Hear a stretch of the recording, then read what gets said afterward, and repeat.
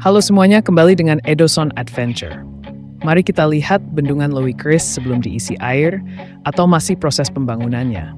Bendungan Lowi Keris dimulai pada tahun 2016 dan selesai pada 29 Agustus 2024.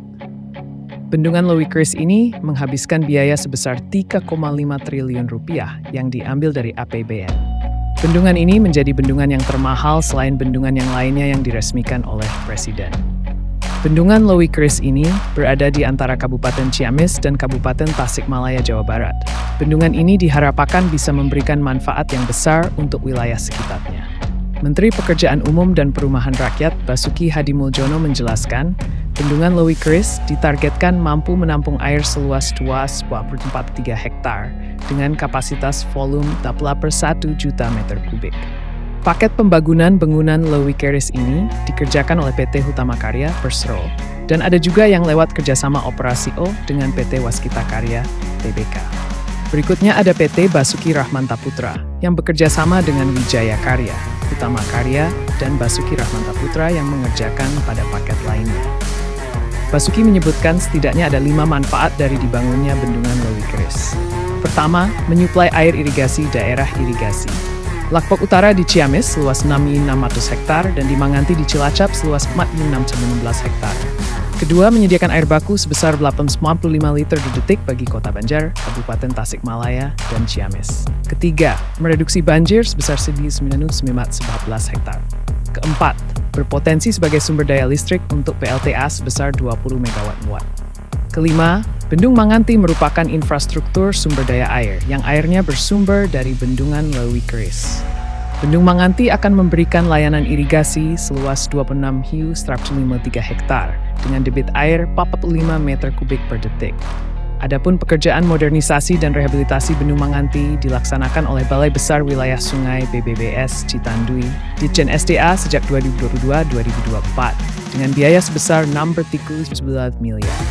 Ruang lingkup pekerjaannya meliputi rehabilitasi saluran primer 24,11 km, rehabilitasi saluran sekunder 3,18 km, digitalisasi jaringan irigasi di Manganti. Bendungan Lowi Keris adalah bendungan ke-45 yang diresmikan Presiden Jokowi dari 61 bendungan yang dibangun selama periode 2015-2024.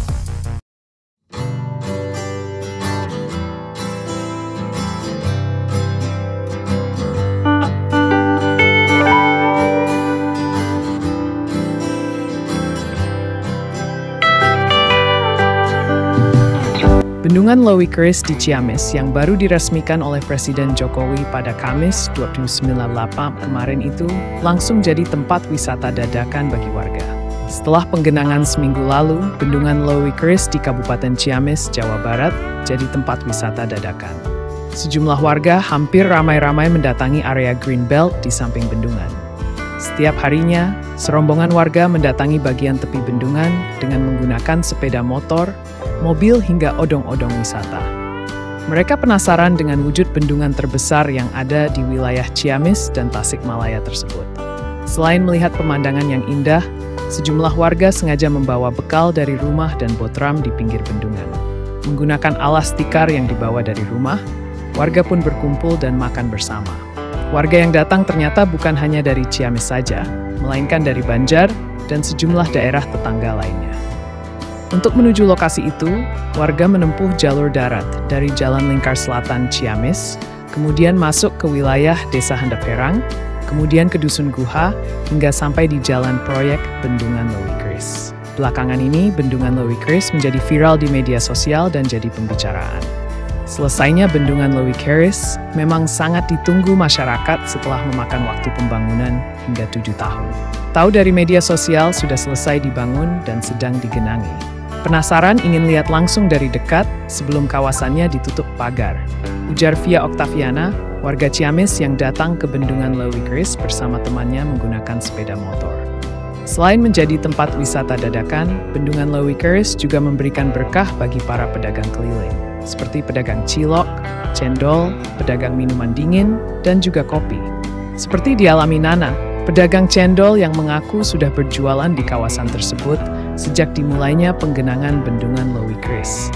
Ia mampu meraup untung hingga 400.000 setiap harinya. Alhamdulillah, sekarang jualannya di sini dulu bisa dapat 400.000 sehari. Setiap hari, banyak pengunjung dari siang sampai sore datang dan pulang bergantian. Banyak yang botram juga di sini. Tapi ke depannya, katanya ini mau dipagar, tapi nggak tahu kapan, pungkasnya. Potensi wisata menjadi salah satu manfaat dari Bendungan Lewi Keris yang berada di Kabupaten Ciamis dan Kabupaten Tasikmalaya, Jawa Barat. Dinas Pariwisata Kabupaten Ciamis pun menangkap peluang itu. Waduk Lewi Keris dapat menjadi sebuah ikon wisata baru untuk dua daerah tersebut. Kepala Dinas Pariwisata Ciamis, Budi Kurnia, sangat antusias menyambut keberadaan Bendungan Lewi Keris karena bakal menjadi salah satu ikon wisata Ciamis. Untuk memuluskan hal itu, Pemkab Ciamis akan melayangkan surat ke BBBS Citandui untuk koordinasi terkait pengembangan Bendungan Lewi Keris di wilayah Ciamis. Dinas Pariwisata Ciamis bisa melangkah melakukan pengembangan tempat wisata. Ketua sudah ditentukan lokasi yang diperbolehkan dan yang dilarang untuk sektor wisata.